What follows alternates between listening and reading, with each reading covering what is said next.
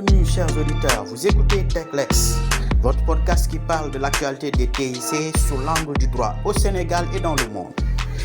Au sommaire, nous allons parler de l'usage des données personnelles en période de Covid au Sénégal. Ensuite, nous irons faire un tour en Tunisie, au Québec, en Europe et en Chine. TikTok. C'est l'heure pour l'application de la compagnie chinoise de passer dans l'entonnoir du Conseil européen de la protection des données personnelles. Très populaire chez les jeunes, cette application qui permet de réaliser de courtes vidéos connaît une tendance en hausse dans les usages, surtout durant cette période de Covid-19. Saisi par un député, le Conseil européen va analyser les méthodes de collecte de données et les risques en matière de sécurité et de respect de la vie privée. Au Sénégal, pour la reprise du transport interurbain, un arrêté du 5 juin du ministère des Transports fait des chauffeurs et responsables de gare des responsables de traitement. De traitement de données personnelles.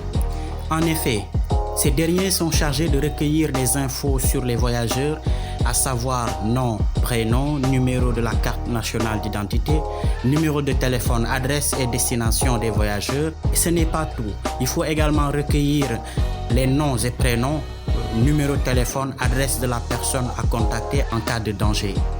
Ces infos peuvent aider sans doute dans le cadre de la lutte contre la Covid-19, mais les voyageurs s'inquiètent de leur sécurité, de la durée de conservation, de la confidentialité, entre autres. Par ailleurs, toujours dans le cadre de la lutte contre la Covid-19, la mairie de Dakar Plateau a mis en ligne une plateforme afin d'aider les citoyens de sa localité. Et pour bénéficier de cette aide, il faut habiter la localité, donc ils ont besoin d'un certain nombre d'informations. Ainsi, en plus d'informations personnelles, il est aussi demandé le lieu de vote, qui se trouve dans la catégorie des données hautement sécurisées, bénéficiant d'une protection particulière au regard de la loi 2008-12 du 25 janvier 2008 du Sénégal.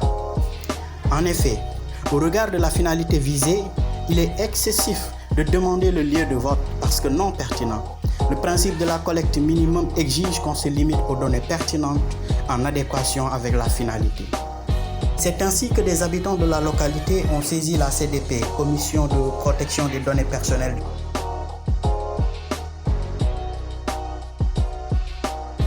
À l'international, le Québec ne badine plus avec les entreprises qui négligent la protection des renseignements personnels de leurs clients.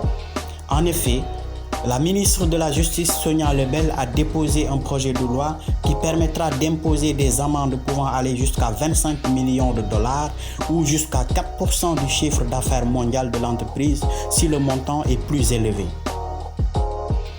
Huawei, toujours prêt à se battre, malgré les conséquences du décret de Trump l'empêchant de collaborer avec certaines entreprises américaines comme Google. L'entreprise occupe aujourd'hui la première place des plus gros vendeurs de smartphones au mois d'avril 2020, avec près de 19% des parts de marché selon les données de Counterpoint Research. Samsung, l'éternel numéro 1, occupe la deuxième place avec 17% des parts de marché. En Tunisie, dans un communiqué du lundi 15 juin, le ministère des Technologies de la Communication et de la Transformation digitale assure que l'application utilisée dans le cadre de la lutte contre la Covid-19 n'utilise pas les données personnelles. Mieux, le ministre rassure que toutes les applications développées en Tunisie respectent la loi sur la protection des données personnelles. Cette mise au point a été publiée suite aux déclarations du chef du gouvernement Eliès Farfar qui avait évoqué l'usage de cette application afin de faire face à la pandémie et éviter les rassemblements lors du confinement. M. Farfar avait assuré que cette action a été menée en coordination avec l'Instance nationale de protection des données personnelles, l'INPDP. Or, Chawki Gades, le président de l'instance, avait nié être au courant de cette démarche. Le président de l'INPDP avait cependant souligné que si la surveillance avait lieu sans connaître l'identité des propriétaires de téléphones, cela ne poserait pas de problème. Mais beaucoup de citoyens avaient fait part de leur crainte d'une éventuelle violation de la protection de leurs données personnelles.